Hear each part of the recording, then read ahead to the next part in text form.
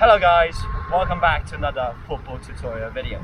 As you can see, I'm feeling much better than a few weeks ago from the last video, and I'm back on sports, running, playing football, enjoying football and having fun. And today we're going to be looking at how to take corner kicks. And I'm going to be teaching you how to shape your corners so that it curves towards the goal. Let me explain.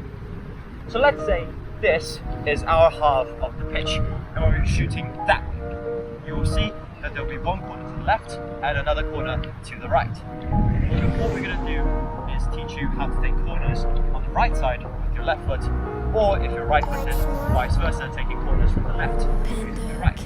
Let's dive straight into it. As you may know, many world-class teams focus on set pieces like corners to convert their opportunities into goals. And in a match, corners may be a very good way to bag a goal. The average in England's top flight is a conversion rate of 2.46%, which is around the average for all leagues, with 7 sides including Arsenal and Newcastle United netting from over 3% of their corners. In fact, it is the Bundesliga that boasts the highest conversion rate of all the leagues at 2.91%, meaning that you can expect to see less than 3 goals from every 100 corners taken. In this case, Bayern Munich finished last season with a conversion rate of 4.04%, while Freiburg had the second best of anyone surveyed at 6.3%. Interestingly, Napoli and Juventus scored the most goals from corners in Serie A with 11 and 7 respectively, while Real Madrid netted 10 in La Liga.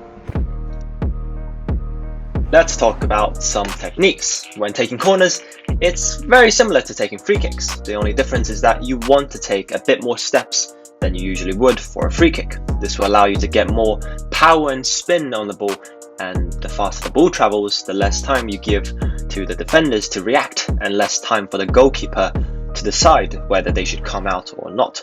And obviously, it's great to score from a corner, but realistically speaking, the goal is to pinpoint a player on your team that is just brilliant at scoring headers. There are many ways of taking corners. You can choose to power through the ball, giving it more height, less spin, and more time for your teammates to get a head on it, or you could just put a lot of whip on it with pace and spin. And I personally prefer the latter one because it is harder for the corner taker to mess up. Once you have had enough practice, the height and the spin can all be controlled, but if you're trying to drive through the ball, it can vary a lot depending on the quality of the pitch and even the weather conditions. A really important thing to notice is that you always want to beat the first man, who is usually near the front post and is responsible for clearing all short or low corners. Once you beat him, you're sort of left with less defenders, and the defenders at the front post become useless. And to be honest, if you get the ball in the air traveling towards your teammates, you always have a better chance of scoring. Always avoid the front man, because if the ball gets near him, your corner is pretty much dead. And as a corner taker, you always want to give your teammates an opportunity to score.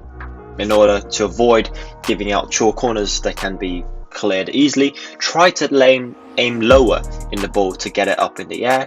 And well, it is completely understandable that you really want to apply as much whippage and spin onto the ball, but those are the 2 reasons that make you top the ball.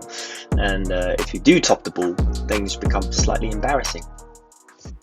And that right there will sum up this month's video on how to take corner kicks using your dominant foot. If you enjoyed, make sure to drop a like, comment and subscribe. Stay safe, stay healthy, and I'll see you in the next one. Peace.